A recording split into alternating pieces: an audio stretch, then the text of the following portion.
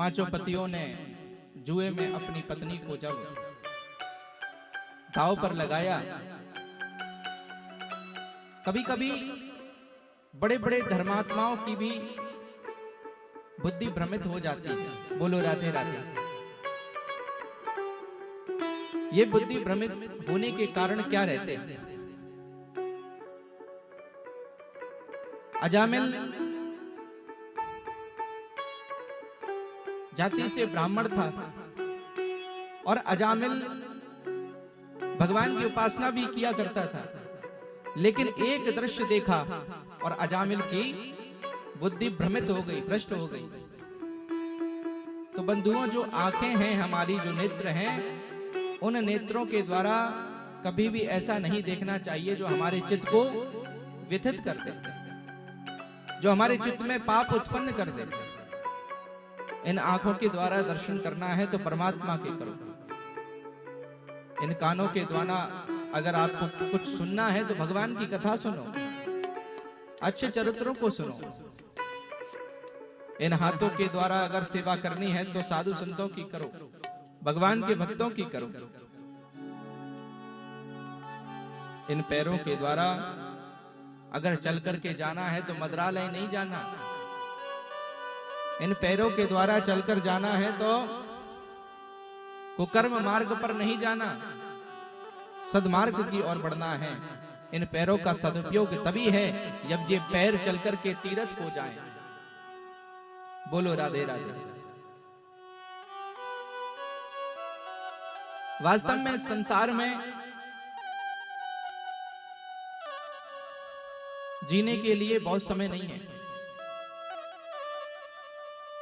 हम कहते हैं कि 2 दिन की जिंदगानी है, फिर हमको जाना है, और बिल्कुल सत्य है। और ये सत्य जानकर के भी हम इसको अनदेखा करने का प्रयास करते हैं। हमसे बड़ा कोई मूर्ख हो ही नहीं सकता। हमको पता है कि इस संसार में अगर हम शरीर धारण करके आए हैं तो हमें एक ना एक दिन जाना ही है, और बिल्कुल पक्की है। लेकिन फिर भी हम अपने मन से उन चालाकियों को, उन धृष्टताओं को क्यों नहीं निकाल पाते?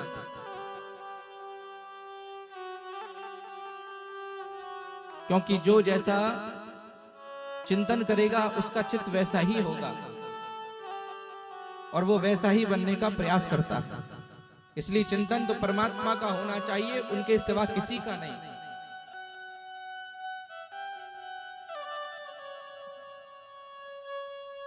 जिंदगी जब तक रहेगी फुर्सत ना होगी काम से, और कुछ समय ऐसा निकालो प्रेम कर लो राम से। ये जीवन का आना जाना हमारे हाथ में नहीं है।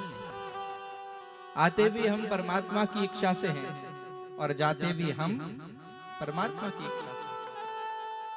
अब तो एक और फैशन चल गया है महाराज, ऑपरेशन कराना है।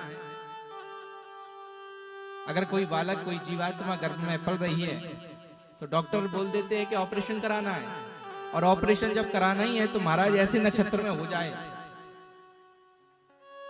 अपने हिसाब से नक्षत्रों को तय करने का व्यक्ति परमात्मा स्वयंभू बनने का लिए चला है, अपने आप को स्वयंभू मानने लगा है।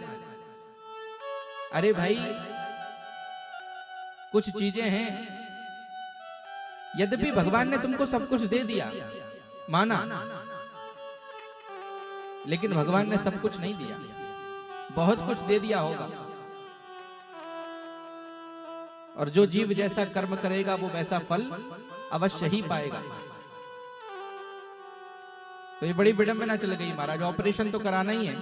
कई फोन हम पर भी आते हैं कि महाराज जी कुछ ऐसे ग्रह नक्षत्र बता दीजिए, उस नक्षत्र में बालक का या बालिका का जन्म हो जाए। अच्छा, तो उन नक्षत्रों में बालक का जन्म होगा तो क्या उसके प्रारब्ध को आप काट दोगे? वो जो जीवात्मा आई है उसके पूर्व जन्म के प्रारब्ध जो उसके साथ आए हैं, क्या आप उसको काट दोगे? नहीं काट सकते। बोलो राधे राधे। तो जीवन मरण, सृष्टि पे आना और सृष्टि से जाना, ये दोनों आपके हाथ में नहीं है। मनुष्य पूरे दिन में 21,600 को सांसें लेता है, और मैं तो देखता हूं कुछ लोग जो है अपने भीतर ना जाने कैसे कैसे अमालों को पार लेते हैं। तमाकू को खा रहे हैं, गुटखा चबा रहे हैं, और न जाने ऐसे ऐसे व्यसन कर रहे हैं जिसके कारण पूरे परिवार में अशांति फैली। बोलो राधे राधे। एक बात कहें, कभी भी तमाकू गुटखा खाने वाले को भगवान की प्राप्ति नहीं हो सकती। पद्म पुराण में स्पष्ट लिखा है कि तमाकू खाने वाला 100 जन्मों तक नरक का वासी होता है। बोलो राधे राधे। और जिसके दांतों पर मल चढ़ा रहता है महाराज, उसके पास कभी भी लक्ष्मी का आगमन नहीं होता। लक्ष्मी माता उसके पास कभी नहीं रहती ज्यादा देर तक। हमने ऐसे ऐसे व्यसनों को पाल लिया है और भारत के अंदर सबसे ज्यादा ये व्यसन हर एक घर में घुसे हुए हैं महाराज। और इन्हीं व्यसनों के कारण हम अपने घर में अशांति का माहौल बना रखा है। आपको पता है, जो लोग धुआं उड़ाते हैं ना, पीते हैं, क्या पीते हैं राम जाने, सिगरेट। एक सिगरेट आपके 100 सांसों को खत्म कर देती है और बाद में अगर उस व्यक्ति को 2 साल और जीना हो, उसकी आयु शेष हो, वो आयु से पहले ही चला जाता है। बोलो राधे राधे। डॉक्टर कह देते हैं भैया इनके फेफड़ों में ये जान नहीं बची है कि ये और जिंदा रह सकें और सांस ले सकें। तो व्यसन करने वाले, तंबाकू गुटखा इत्यादि खाने वाले भगवान के निकट नहीं जा पाते, क्योंकि उन्होंने अपने जीवन का कर्तव्य ही नहीं समझा, अपने जीवन को ही नहीं समझा कि हमें कहां जाना है। कुछ लोग तो कहते हैं महाराज जीवन एक बार मिला है, और जीवन एक बार नहीं मिलता। ये तो नरक की यातना है। जब तक भगवान के निकट नहीं पहुंचोगे, भगवान के नाम का स्मरण नहीं करोगे, तो आपका मोक्ष कैसे होगा? इसी संसार में गोते लगाते रहोगे महाराज।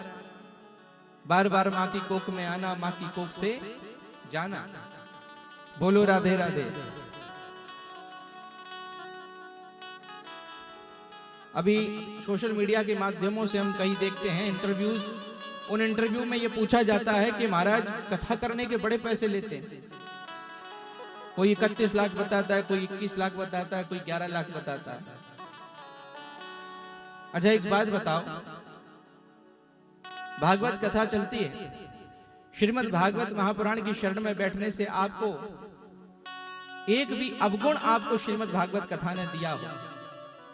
श्रीमद् भागवत कथा की कारण आपके अवगुण समाप्त होते हैं, आप गुणवान बनते हैं, आप आज्ञाकारी बनते हैं, आप शिष्टाचारी बनते हैं और अपने मोक्ष का मार्ग प्रशस्त कर लेते हैं। और वहीं अगर ये बड़े बड़े बॉलीवुड फिल्म स्टार बड़े बड़े पोस्टरों में प्रचार कर रहे हैं गुटखे का कि दाने दाने में केसर का दम। बोलो राधे राधे। बताओ महाराज केसर कितनी महंगी है? केसर चल रही 1000 रुपया और 10 रुपया के जाम गुटखा में केसर के दाने की महक है महाराज। बताओ। बोलो राधे राधे। अरे विचार करो, बुद्धि लगाओ।